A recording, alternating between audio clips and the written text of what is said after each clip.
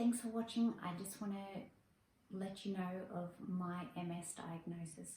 So I was diagnosed when I was 21, which is 15 years ago. What led to my diagnosis, my first symptom was optic neuritis.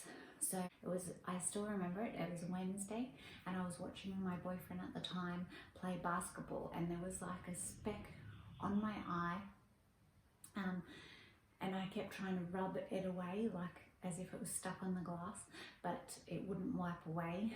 And then the next day when I woke up, it was kind of like a flashing light. Then that continued to get worse, and then it was probably the next day, then it was like when you're outside in the full sun, you walk into a dark room after being exposed to all that light, and then your eyes just flash as if you it takes your vision a moment to catch up. Obviously mine just never came back. So then I actually had my eyes checked on Wednesday before the speck was there, and they said I had 20/20 vision.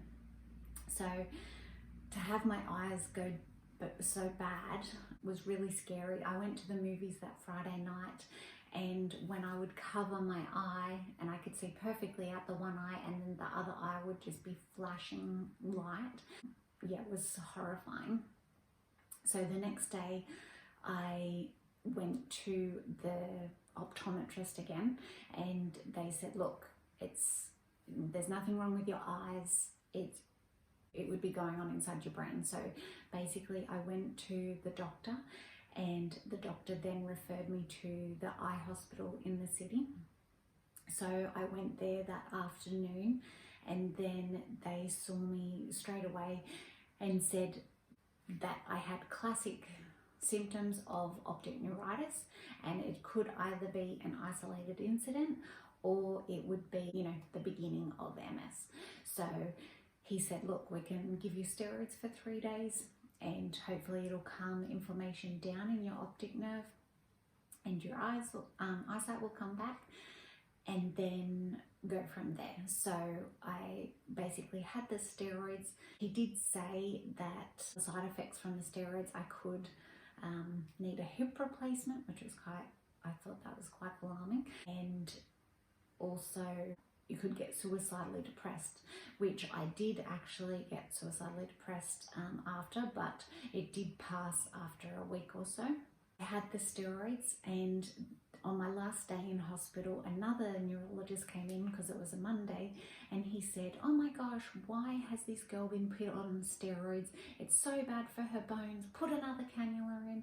And that just made this experience even more scary because you have no idea what's going on in your body, and then to have one doctor give you the steroids and then another doctor come in and say, why on earth would you give those to her? I think medical professionals can make things easier on you, or they can make it harder on you, and I've definitely had them make it harder along the way.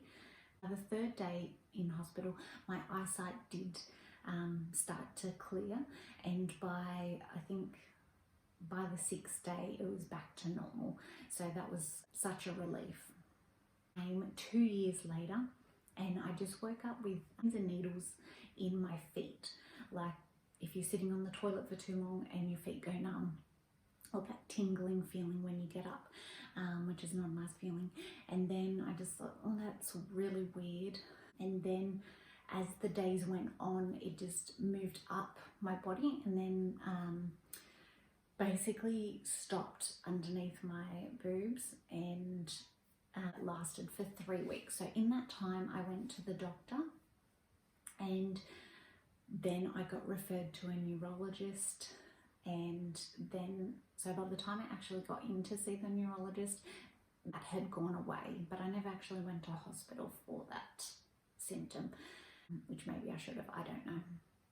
So when I saw the neurologist, he sent me for an MRI scan, but in his mind I had MS, and I didn't look it up too much. When I went for the MRI, it was a horrifying experience because I did have one after the optic neuritis, and so they had located that I did have a lesion in my optic nerve. it was the only one. So at that stage, they couldn't say that I had MS, because obviously multiple means multiple lesions. But yeah, I only had one then, so that was good. But so my second MRI, I had it done at a different place, and basically they put me in the MRI machine and then they never spoke to me again. And I was in there for 2 hours, and I was wondering if I had just been left in there and no one was coming back for me. Someone had finished their shift. But I was too scared to move, because they did say to me before I went in, don't move, because otherwise we'll have to start the whole thing again. So I'd already been in there for such a long time, I didn't want to extend it anymore. So basically, yeah, I laid there for 2 hours still, and it was hurting because I was laying there for so still on this hard bed. I went back to the neurologist after I'd had that MRI done. He then did confirm that I had another lesion in my spinal cord, and then obviously the one from the optic neuritis. So he confirmed that I had MS and that I could start a medication to help reduce the attacks, I guess. And he offered me Rebif, which is an injection 3 times a week. And I decided, so I got diagnosed in the December of 2006, and at that stage I didn't rush into starting the medication. I went home, thought about it, and then I decided I'd like to go travel. And then I didn't think that it was a good idea to travel with needles, and you have to keep it in the fridge and all of that. So I decided that I was going to go travel around the world for 2 months, and then I would come home and travel, because at this stage I was still healthy and still could get around on my own. So I went with a friend and we travelled for 2 months in 2007. I was pretty ignorant. I didn't search what could possibly happen too much. I just kind of left it to them sending me the magazines once a month. Oh no, what is it? Once a season. They usually send out the MS Australia magazine, and I'd read through that. But at that stage I really couldn't relate. All the pictures of the people in that magazine were old people in wheelchairs, and it was really hard to think. So I just kind of thought, look, I'm like everybody else. I have no idea what tomorrow is going to bring, so today I'll just have to enjoy myself and hope for the best, basically. In 2007, when I went traveling, I felt really good. I suffer with fatigue, but I'd been like that for so many years anyway, but it wasn't extreme fatigue. I've definitely felt worse since then, so that was really good. I didn't look into diet at all.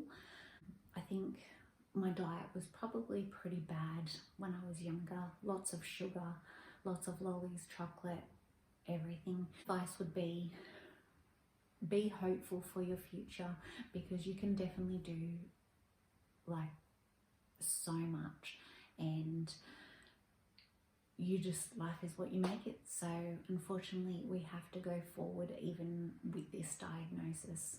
So good luck to everyone, and I'm sorry that you're even watching this, because you've probably been diagnosed with MS, or maybe you're about to be diagnosed. I hope this video was helpful and maybe it will relate to you in some way. Please like and subscribe if you enjoyed this video, and I hope to make some new videos soon.